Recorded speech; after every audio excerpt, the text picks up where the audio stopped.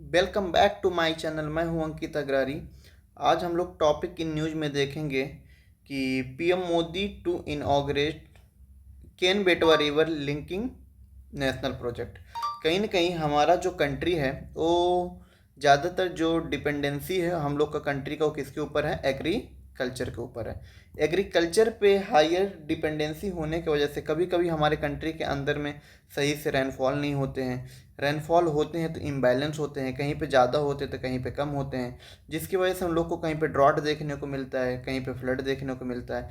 ये सबको ध्यान में देते हुए ये सबको ध्यान में देते हुए प्रधानमंत्री मोदी जी ने क्या किया? केन बेटवा रिवर लिंकिंग प्रोजेक्ट को इनॉग्रेट किया है। ठीक है, आगे का वीडियो में हम लोग सब कुछ देखेंगे, क्या हुआ, कैसे हुआ और कब हुआ। ठीक। पीएम मोदी टू ले फाउंडेशन स्टोन केन बेटवा river link project on December 25, मतलब 25 दिसंबर को मोदी जी ने फाउंडेशन रख दिया है केन बेटवा रिवर लिंक प्रोजेक्ट का। ओके, व्हाट हैज हैपेंड, क्या हुआ? अगर हम लोग बात करेंगे तो हमारे जो फॉर्मर प्राइम मिनिस्टर थे अटल बिहारी वाजपेयी जी का, उनका 100th बर्थ एनिवर्सरी था। कब? 25 दिसंबर को। उसी दिन मोदी जी ने केन बेटवा प्रोजेक्ट को क्या किया? इनॉग्रेट किया। ठीक है, और इसको कांग्रेस बहुत जोरों से एंड शोरों से क्रिटिसाइज कर रहा है। उनका बोलने का मतलब है कि कहीं ना कहीं केन बेटवा प्रोजेक्ट के आने की वजह से थ्रेट होगा वो किसका? पन्ना टाइगर रिजर्व के लिए, कहीं ना कहीं इन्वायरमेंटल के लिए भी वो प्रॉब्लम हो सकता है। ठीक। व्हाट इज द केन बेटवा लिंक प्रोजेक्ट? केन बेटवा लिंक प्रोजेक्ट है क्या? द केन बेटवा लिंक प्रोजेक्ट जो है वो ट्रांसफ़र करेगा किसको? वाटर को। यहाँ पे देखते हैं, सबसे पहले बेटवा रिवर ए है, केन रिवर ए है। ठीक है, केन एंड बेटवा ट्रिब्यूटरी है किसका? यमुना का। किसका? यमुना का। एक चीज़ तुम लोग को कमेंट बॉक्स में बताना है कि यमुना रिवर किसका ट्रिब्यूटरी है। ठीक है, अब जो एक कैनल है, ये रहा कैनल। ठीक है, ये कहीं ना कहीं जो वाटर सप्लाई होगा या वाटर जो ट्रांसफ़र होगा वो केन से कहाँ पे होगा? बेटवा में। और ये है आपका ड्रॉट एरिया जोन, ये ड्रॉट प्रोन एरिया है। ठीक है, यहाँ पे कहीं ना कहीं वाटर को सप्लाई करने से यहाँ पे जो ड्रॉट होता है, बहुत सारे फार्मर्स क्या करते हैं? सुसाइड कर लेते हैं, उनको बेनिफिट देखने को मिलेगा। ठीक।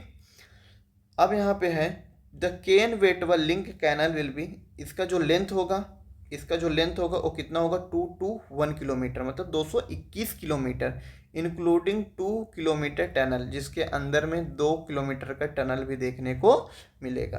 According to Jal Shakti minister the project is expected to provide annual irrigation.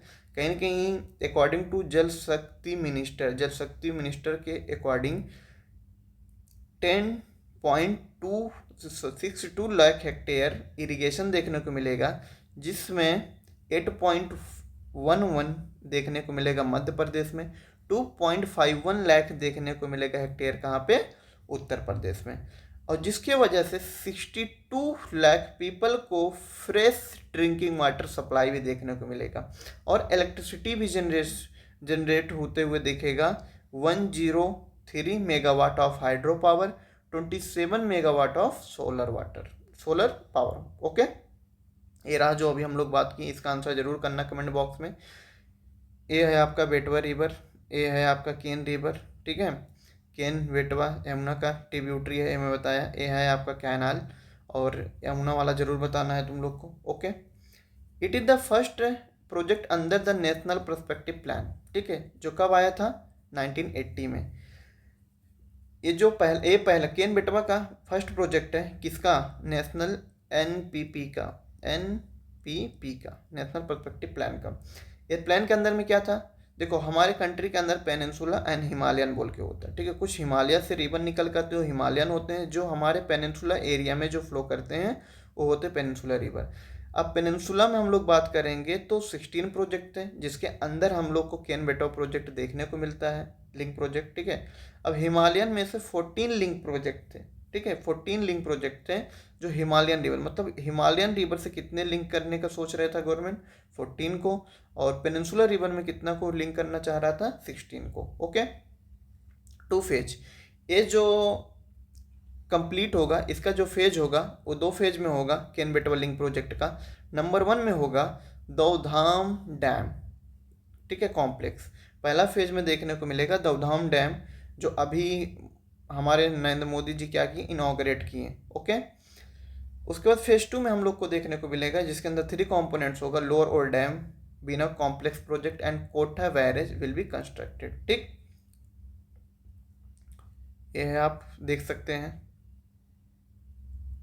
ये वाला पार्ट को। ठीक, the union cabinet had approved कितने लाख करोड़, 44,605 करोड़ रुपए। ठीक है, बहुत ज़्यादा होता है। और किस प्रोजेक्ट को कंप्लीट करने के लिए, KVLP, केन बेटवा लिंक प्रोजेक्ट को कंप्लीट करने के लिए मोदी जी फाउंडेशन इसका रख दिए। किसका, दौधान डैम का।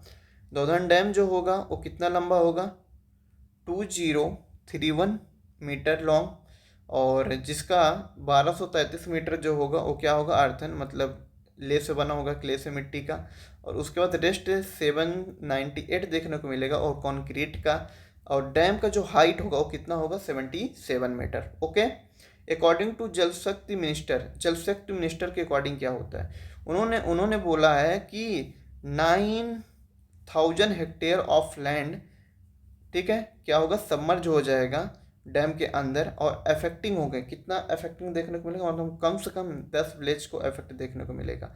और ये जो प्रोजेक्ट है वो किसको दिया गया है, दौधान डैम को, इंफ्रास्ट्रक्चर कंपनी NCC लिमिटेड को। ओके, ये रहा। When will the project be completed, ये प्रोजेक्ट को कंप्लीट करने में टोटल लगेगा 8 साल, जब इम्प्लीमेंटेड होगा पूरी तरह से। और एक चीज़ यहाँ पे बता देते हैं कि मेमोरेंडम ऑफ एग्रीमेंट बनाया गया था किसके बीच, जल Shakti ministry plus UP government and MP government के बीच में। एक क्या बना था, MOU। ठीक है, एक मेमोरेंडम ऑफ एग्रीमेंट बना था ये गवर्नमेंट के बीच में, किसको इम्प्लीमेंट करने के लिए, केन बेटवा लिंक प्रोजेक्ट को इम्प्लीमेंट करने के लिए। ये प्रोजेक्ट कैसे आया, कब से स्टार्ट हुआ, इसको मेजर पुश मिला था अगस्त 2005 में। व्हेन त्रिपार्टाइट मेमोरेंडम ऑफ अंडरस्टैंडिंग देखने को मिलता है किसके किसके बीच, सेंट्रल गवर्नमेंट एंड 2 स्टेट्स, मतलब उत्तर प्रदेश एंड मध्य प्रदेश। 2008 में इसको डिक्लेयर कर दिया जाता है एक नेशनल प्रोजेक्ट। ठीक है, और उसके बाद इसका इंटेंशन यही होता है कि जो बुंदेलखंड वाला रीजन है वो ड्रॉट प्रोन एरिया है, वहाँ पे कैसे इरिगेशन के लिए वाटर को क्या किया जाए, सप्लाई किया जाए। ठीक है, अप्रैल 2009 में it was decided that the DPR would prepare in 2 phase, मतलब 2009 में इसको 2 फेज में रेडी किया जाएगा, इसको डिक्लेयर किया जाता है। इन 2018 a comprehensive DPR including phase 1 phase 2 additional area propose by Madhya Pradesh was prepared. It was sent to Uttar Pradesh and Madhya Pradesh and Central Water Commission in October 2018. Which regions will benefit? किसको फ़ायदा होगा इससे, 13 district को होगा, Uttar Pradesh and Madhya Pradesh को मिला के। यहाँ पे देख सकते हैं, ये है आपका उत्तर प्रदेश वाला रीजन, ये है आपका मध्य प्रदेश वाला रीजन, दोनों को बेनिफिट होगा।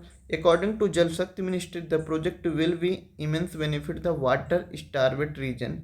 जैसे हम लोग बात करेंगे पन्ना, टीकमगढ़, चित्रसागर, यहाँ पे देख लेते हैं अच्छा से, ये है ललितपुर, झांसी, ठीक है, हमीरपुर, महोबा, बांदा एंड चित्रकूट, ये है आपको उत्तर प्रदेश का। ठीक है, सागर, बामू, पन्ना, चित्रपुर एंड द टीकमगढ़, ये है आपका मध्य प्रदेश का। ओके, उसके बाद अगर ये कहीं ना कहीं इसका इफेक्ट अच्छा होता है, इसको देख के हमारा जो गवर्नमेंट है वो और सारा इन वाटर लिंकिंग का प्रोजेक्ट ला सकता है। ठीक है, एक इसका स्टेटमेंट होता है मिनिस्ट्री ऑफ जल शक्ति का। Why the project is being criticised, इस प्रोजेक्ट को क्यों क्रिटिसाइज किया जा रहा है। ठीक है, इस प्रोजेक्ट का सबसे ज़्यादा प्रॉब्लम है सोशल इम्पैक्ट होगा, इन्वायरमेंटल में प्रॉब्लम होगा, कहीं ना कहीं जो प्रोजेक्ट के वजह से लार्ज स्केल डिफॉरेस्टेशन देखने को मिलेगा।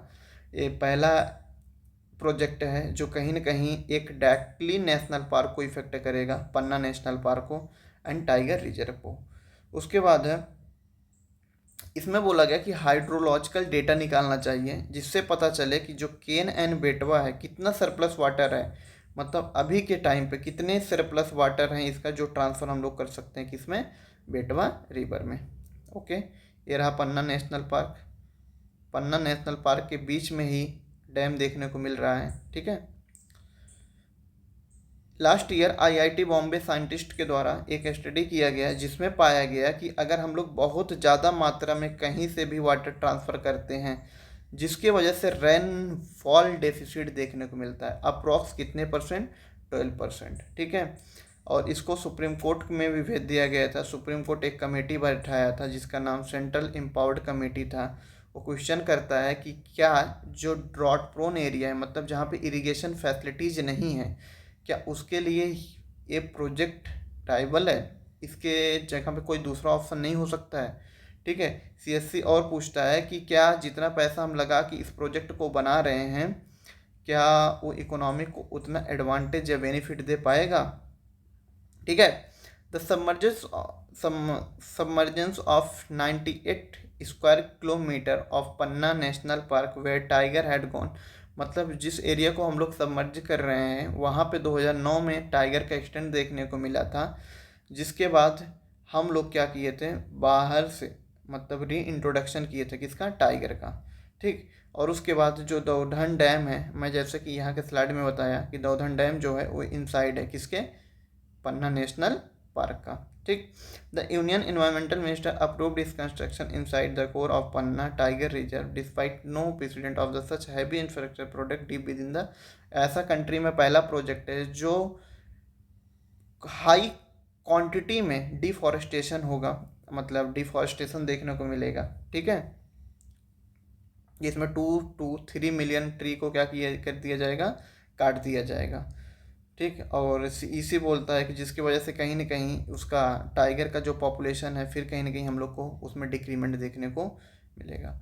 Daudhan dam is also likely to affect the घड़ियाल पॉपुलेशन इन द केन घड़ियाल सेंचुरी। केन घड़ियाल सेंचुरी में कहीं ना कहीं घड़ियाल का पॉपुलेशन में भी प्रॉब्लम देखने को मिलेगा, कम होते हुए देखने को मिलेगा। ठीक है, इन्होंने बोला कि डैम की वजह से डिस्प्लेस हो जाएंगे कितने लोग, 5 to 8 families in Chhatarpur district and 1400 families in Panna district due to submerge and project related to acquisition.